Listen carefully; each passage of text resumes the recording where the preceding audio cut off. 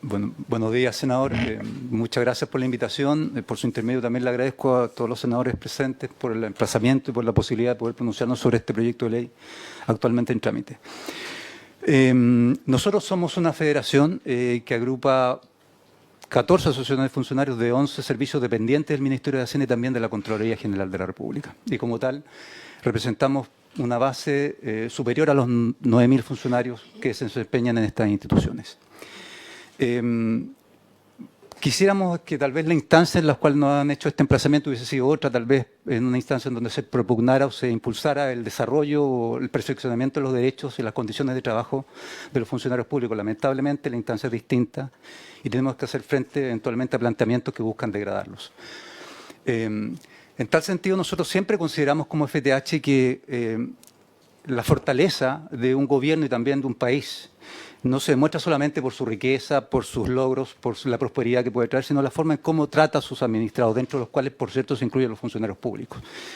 Aquellos funcionarios y aquellas personas que día a día encarnan en el fondo y en definitiva el Estado de Derecho día a día, 24 horas, 365 días del año, como lo hacemos muchos de los servicios de los cuales forma parte nuestra federación, sin pedir aplausos, con sobriedad, austeridad y honestidad. Y en tal sentido también hacemos presente y en función y el respeto y resguardo a la función pública, que nuestro énfasis, por cierto, no es en ningún caso defender abusos. Nosotros como Federación de Trabajadores, por respeto y resguardo a la función pública, siempre vamos a apoyar el correcto utilización de los beneficios, de los descansos, de los reposos, y también apoyamos e impulsamos cualquier fortalecimiento de la fiscalización que pueda hacer de los beneficios que puedan establecer la legislación, cualquiera que ésta sea. Pero con el mismo énfasis en que condenamos cualquier tipo de abuso y sabemos que las prebendas y los privilegios no forman parte de la correcta administración pública, con el mismo énfasis también rechazamos cualquier planteamiento, cualquier descripción desfigurada del funcionamiento de la función pública y de los funcionarios públicos. Y lo hacemos no solamente por un discurso político gremial, sino porque se corresponde a la realidad. Y con eso para ello quisiera dar un ejemplo, que ya lo he mencionado las personas que intervinieron anteriormente. El mismo informe de Contraloría, el informe 9 del año 2025, establece que por sobre 35.000 casos de licencias en donde los beneficiarios habrían salido del país durante el tiempo que tenían de reposo. De este universo superior, algo superior a los 35.000 personas, habrían 25.000 casos, 25.078, si no me equivoco, casos de funcionarios públicos donde se habría registrado eventualmente una salida del país durante el periodo de reposo. Pero el mismo informe, que sirve de fundamento y sabemos que fue el punto inicial para este proyecto de ley, el mismo informe establece que entre el periodo 2023 y 2025 hubo 5.1 millones de licencias médicas otorgadas a los funcionarios públicos. Por tanto, ya lo señaló aquí el colega, el camarada aquí presente. Eso significa que solamente el 0,7% de las licencias médicas otorgadas durante ese periodo tuvieron alguna clase de abuso al respecto. Por tanto, el 99% de las licencias médicas otorgadas fueron utilizadas correctamente. Y por eso hacemos el énfasis. No lo hacemos solamente por un discurso, sabemos que eso es la realidad. El correcto ejercicio de la función pública, el compromiso por la probidad y el compromiso por llevar a los ciudadanos la mejor prestación que pueda entregar el Estado es real y es verdadero en cada uno de los funcionarios públicos y, por cierto, aquellos que pertenecen a esta federación. Y por tanto, en términos simples y en términos concretos y en términos específicos respecto al proyecto, nosotros nos oponemos y rechazamos cualquier intento y cualquier propuesta que en el fondo pretende degradar los derechos que actualmente existen. Y por eso que también quisiera dar un ejemplo que establece el mismo informe. Cita, según el mensaje presidencial que establece, que da inicio a la tramitación legislativa del proyecto, establece que el 35% de las licencias médicas de los funcionarios públicos excede el plazo de 10 días, es decir, 11 días o más.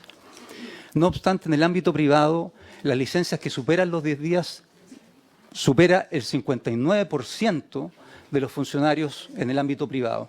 ¿Qué es lo que significa eso eventualmente? Que pudiese concluir que la carencia que establece en el ámbito privado no es el incentivo adecuado para establecer en el fondo un reposo y un resguardo a la seguridad social. No obstante eso, lo que hace el proyecto, por ejemplo, es establecer una carencia uniforme a todo evento para funcionarios públicos y privados, sin que yo tenga correlato y coherencia con el propio mensaje y el contenido del discurso del mensaje que le dio origen a la tramitación legislativa de este proyecto. Nosotros, en forma específica, nos oponemos, por cierto, a los artículos 3 y 5, que establecen tanto la carencia como el límite remuneracional, porque no tienen ningún asidero ni un fundamento concreto en el mensaje. No tienen correlato tampoco en la norma ni correlato en la estadística. Y agradecemos y fortalecemos cualquier, y vamos a estar, por tanto, también de acuerdo, en cualquier iniciativa legal que propenda y propugne fortalecer las funciones de fiscalización que pueden tener los organismos llamados a supervigilar el correcto uso eventualmente de este beneficio y de esta prerrogativa, como es la licencia médica. Por tanto, estamos de acuerdo con fortalecer las funciones del COMPIN, estamos de acuerdo con la facultad que tiene FONASA eventualmente para solicitar alguna fiscalización cuando los antecedentes lo ameriten, pero estamos en completo desacuerdo, no solamente por el planteamiento jurídico, político, criminal que hemos hecho hoy y que yo estoy traspasando, sino también, mediante su intermedio, señor presidente, por las serias consecuencias e incidencias de inconstitucionalidad que tiene precisamente el articulado al cual nos oponemos y sobre el cual, por su intermedio, señor presidente, quisiera que se le pudiera dar la palabra al abogado asesor legislativo que tenemos, don Patricio Zapata, que se encuentra conectado telemáticamente. No lo teníamos, no lo habían señalado ustedes. Lo había señalado la Secretaría, no se lo señalé, ¿Sí? señor Ya. presidente, pero lo había señalado en Secretaría. Muy bien. Don Patricio Zapata, si está, por favor, presente, pueda emitir su comentario. Tenemos en la mano el informe en derecho que usted hizo por cometido de la Federación, que le encargó a usted este informe. Así que, si gusta, usted puede aludir a lo principal, las materias más relevantes que usted estima, por favor. Adelante. Muchas gracias, señor presidente. No voy a leer ese informe, es largo, pero sí me gustaría destacar 2 o 3 aspectos, muy brevemente. Este informe me fue encargado en septiembre del año pasado. Por lo tanto, es un análisis jurídico a un proyecto del gobierno anterior. Y lo abordé desde mi especialidad, sin hacer consideraciones de otro tipo, política. Yo estoy convencido que un proyecto como este infringe al menos 3 artículos de la Constitución Política. Creo que infringe el derecho a la seguridad social, artículo 19, número 18. Es verdad que la carencia existe en el sector privado, pero el hecho que algo exista, el hecho que algo opere, no significa que sea conforme a la Constitución. El ampliar la carencia al sector público, donde no existe, solo agrava el problema. La idea de que al igualar a unos y a otros se avanza en términos de constitución política, evitando una discriminación, a mi juicio es un error. Igualar hacia abajo no es lo mismo que igualar hacia arriba. Entonces, lo que hoy día, en mi opinión, y se explica en el informe en derecho, es un atentado a principios básicos de seguridad social, como es la carencia. El ampliarlo a un grupo de trabajadores no se subsana ni se mejora por el hecho de que exista hoy día para los trabajadores del sector privado. El Tribunal Constitucional una y otra vez ha planteado que este subsidio, la licencia médica, es un derecho social. Y simplemente quiero leer, lo único que voy a leer, un aspecto de un fallo del tribunal que dice: la licencia médica es un derecho que forma parte de su régimen de seguridad social. Ellas tienden a permitirle a las personas enfrentar adecuadamente las contingencias derivadas de los riesgos involuntarios que puedan afectarlos en relación con su salud. Y aquí viene lo más importante: no pueden importar una disminución de los demás derechos que, como el derecho a la remuneración, son inherentes a la relación funcionaria o laboral. Así lo dijo el Tribunal Constitucional en Rol 1801. Vulnera además el derecho a la salud, artículo 19, número 9. La Constitución le exige al Estado permitir un acceso libre e igualitario a las prestaciones de salud. Más allá de los abusos en que haya incurrido el 1 o 2% de los trabajadores chilenos, la licencia médica es una prestación médica. El reposo es una prestación médica. Y la Constitución obliga al Estado a permitir un acceso libre e igualitario a las prestaciones para la recuperación de la salud, para la protección de la salud.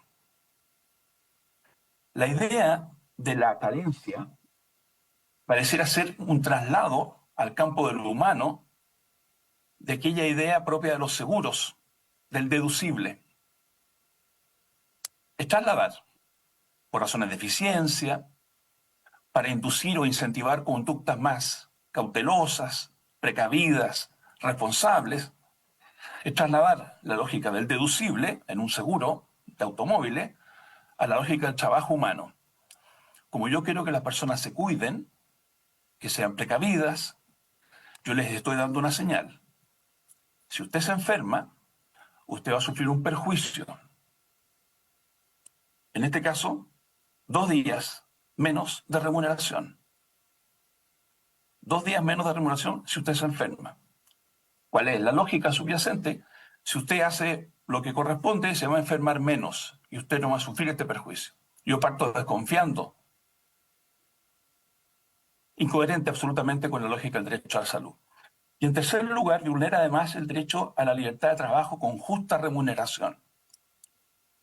A diferencia de lo que ocurre, y aquí voy terminando, señor presidente, con el contrato de arriendo de servicios, en que se le paga a una persona por entregar un cierto producto, una cierta cantidad de productos, y por lo tanto se entrega menos productos, se le paga menos. En una visión humanista, el trabajo humano no consiste en vender productos o servicios. El trabajador se pone a disposición del empleador, pone sus energías, pone su talento, pone su mente, pone su cuerpo. Y a cambio de eso recibe una remuneración. El trabajador enfermo sigue siendo trabajador. Sigue estando a disposición del empleador. Sigue teniendo obligaciones como trabajador. No puede colaborar con la competencia, no puede perjudicar al empleador, debe guardar los secretos. Solo que por razones ajenas a su voluntad no puede prestar el servicio que se espera. La idea de castigar al trabajador con una pérdida de su remuneración es contraria a la idea del trabajo humanista. El proyecto cita un par de países en que está contemplada la carencia. Se hace lo que se llama el cherry picking, se escogen con pinza algunos países en los cuales existe esta carencia. Estados Unidos, Inglaterra. La verdad es que hay tantos más países que no consideran la carencia como países que la consideran. Y tiende a coincidir con el tipo de Estado que existe. En un Estado social y democrático de derecho, la carencia tiende a no existir. En Estados liberales como Estados Unidos, existe la carencia. De hecho, el proyecto incurre en el error de mencionar al Reino Unido, desconociendo que el actual gobierno modificó el sistema, eliminando la carencia, el gobierno del primer ministro Starmer, carencia que había sido establecida por la primera ministra Thatcher y el primer ministro Heath, conservadores, hace 50 años. El trabajo humano no es una mercancía.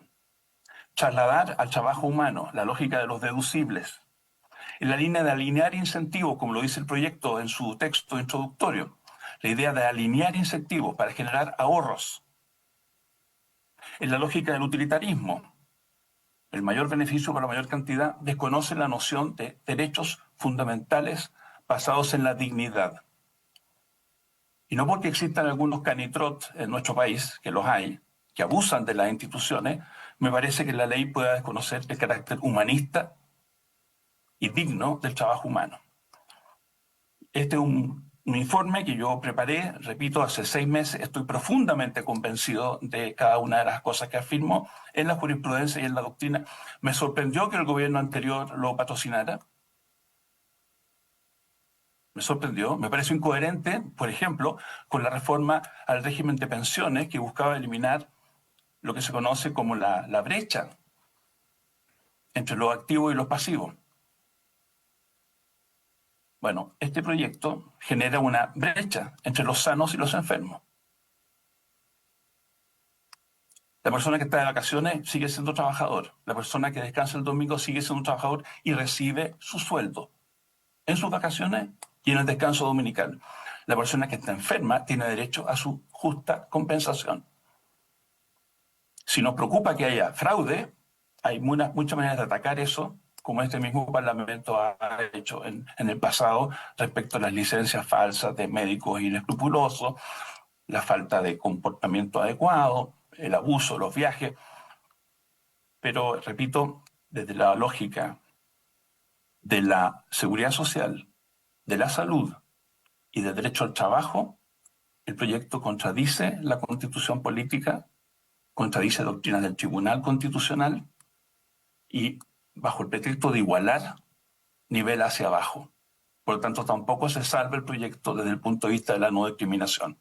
Iguala cosas que son distintas, trabajadores del sector privado que pueden pactar eventualmente fórmulas especiales con funcionarios del sector público que no pueden pactar, no pueden negociar, tienen que adherirse a un estatuto rígido y fijo, e igual hacia abajo.